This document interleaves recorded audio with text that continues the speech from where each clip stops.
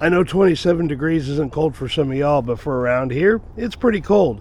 And in that kind of weather, your vehicle cannot run, well, not so great. So let's talk about some things to make it better.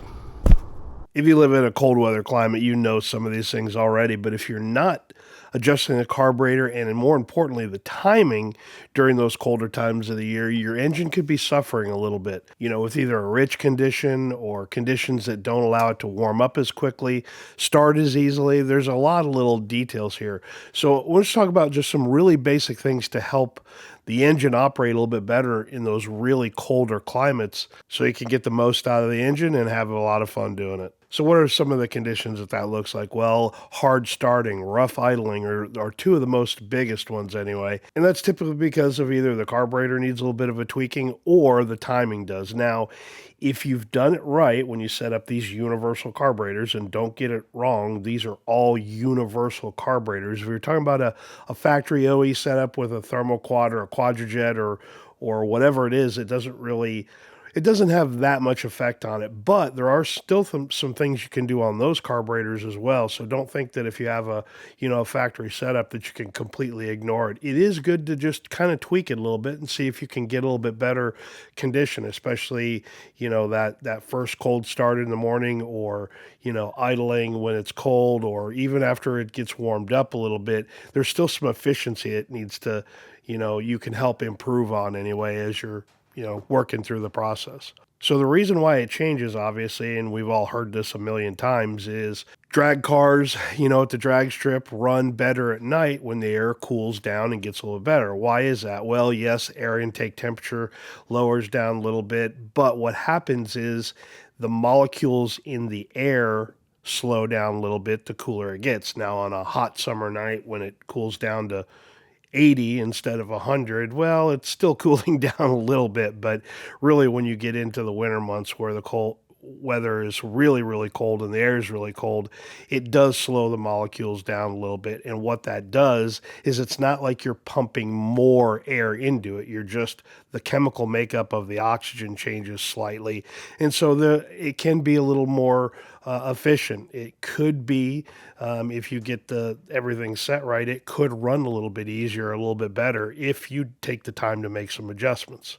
So let's talk about a couple of things really easily here that you can do. Now, we're going to make the assumption that if you had this in the summer months or warmer months, that you actually took the time to actually tune the carburetor and work with the timing to get it right. Now, I get that a lot. I get hundreds of questions every week, and a lot of it revolve around carburetor adjustment settings and all that. And one of the first questions I ask is, what your timing set up? Oh, it's set right. It's perfect. I had a guy do it for me. He knows what he's doing. I need a number. Tell me what it's set at. If it's 8 degrees before top dead center, that just doesn't work. If it's, 6 degrees before top dead center, it doesn't work, not with today's fuels. So, adding some timing in it is not a bad thing. Now, we've talked about this many times. I'm down here closer to sea level. I'm about 400 foot or 200 foot above sea level. I can't remember the exact number. I just treat it as sea level. And everything I work on aftermarket wise, the GMC truck, the Chevelle, whatever it is that I'm happen to be playing with, I start at 12 to 14. And that doesn't matter whether it's a small block, a big block, an FE, doesn't matter what it is. Adding a little bit more timing with today's fuel isn't a bad deal. And that's a lot different than being at 6 or 8 or whatever the factory setting was back in 1971 when we had leaded fuel, when we had better fuel that didn't have near the amount of added garbage that alcohol brings to the equation with just garbage and dirt and water that it attracts. So add some more timing. It'll help the engine out tremendously. That's the first thing you can do. Timing is a critical one. Sometimes you need to add a little bit, and sometimes you might need to take it away. The engine is going to dictate to you what it needs. So that's where I always start with timing, and do it on a cold start. So, don't wait till it's at full operating temperature. Start it up and then immediately start looking at timing. advance it a little bit, see if it likes it. You can shut it right back off, let it cool down again. Depending on the weather, it may not take that long to do that, or retard it a little bit, whatever you think is best. And then the engine will tell you if it doesn't like it or not.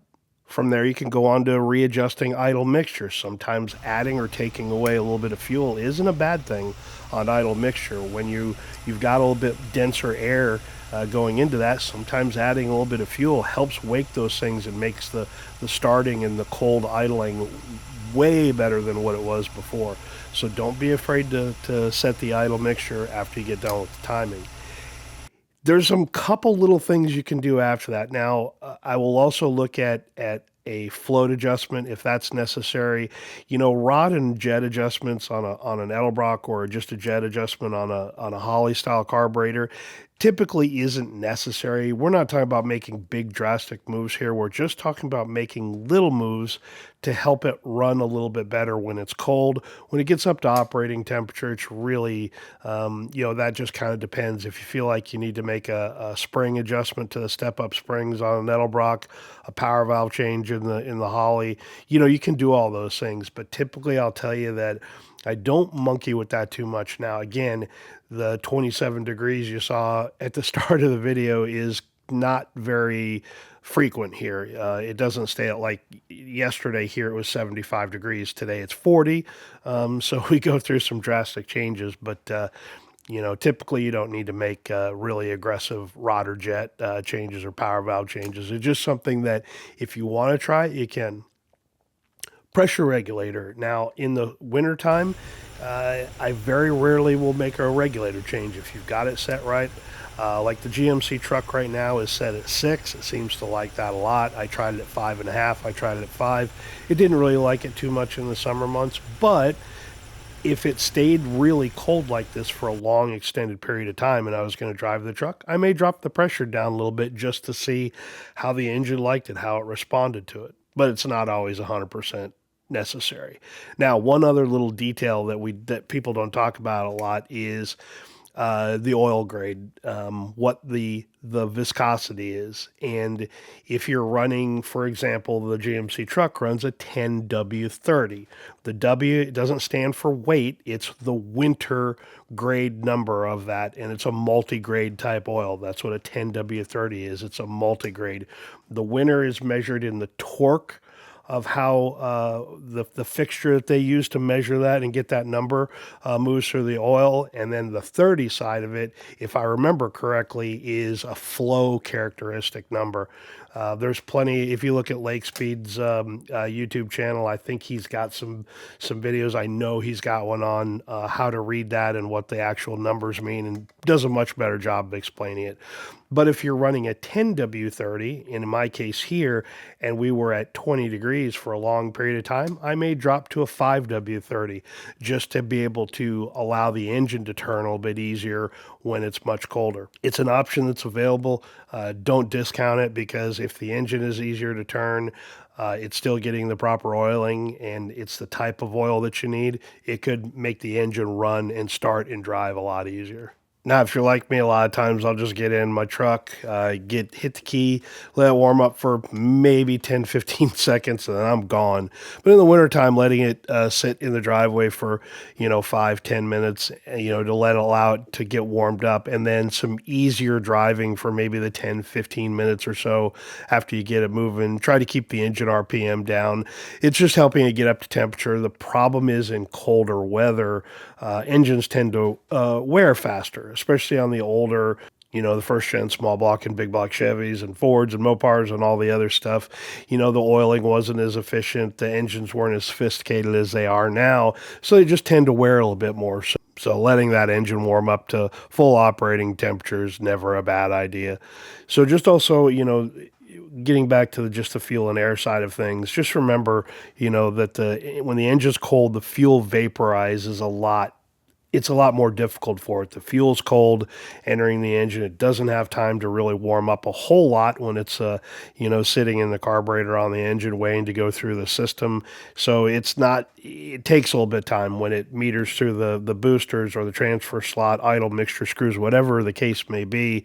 It does take a little while to do that. And so adding a little bit more fuel sometimes helps out a little bit because you're richening up the mixture a little bit, and now the fuel and air, you're providing a little bit more fuel, and it's not that it's not using what it's you're throwing in there, but it is certainly not using it efficiently, and so sometimes adding a little bit more air is or fuel in there is a good idea.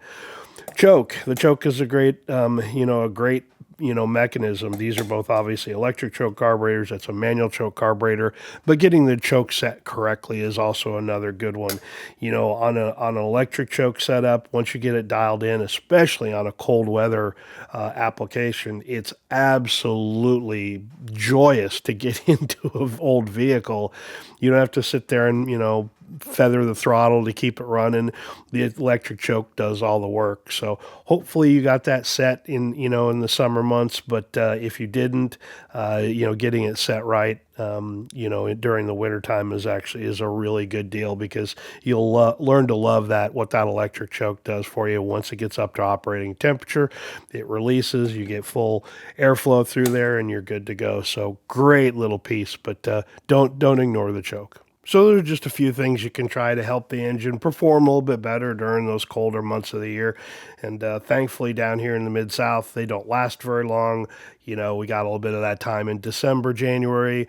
We're almost into February here, and once we get past that, March is usually a fairly decent month here, and all that cold weather goes away. But obviously, y'all in the northern parts of the country, in Canada, wherever you may be, where it stays colder for extended periods of time and much longer, these are really all good adjustments to make, because you're driving in those conditions more frequently than we are down here. But they're all very easy to make. There are not a lot of really big major changes that need to be made.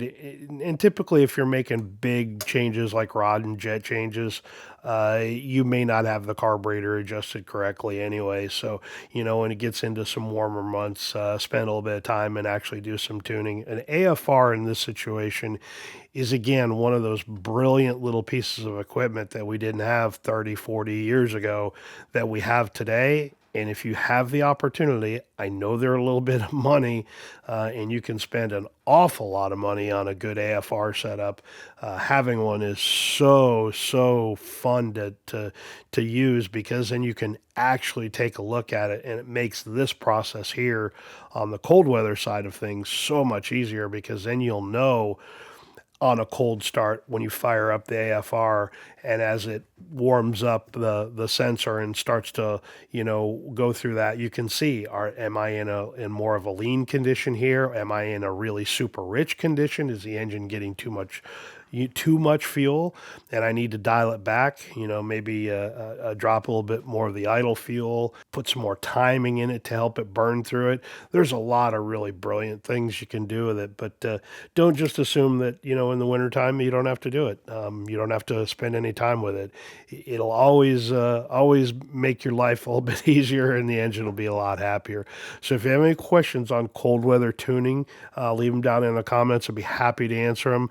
Again, I feel like I'm not the expert anymore because of where I'm living, but I've spent a lot of years of my life in cold weather climates, so I know what y'all are having to deal with. I just choose to move south, so I don't have to deal with it as long. So anyway, leave the questions down below, and yeah, we'll catch you guys on the next one. We'll see you.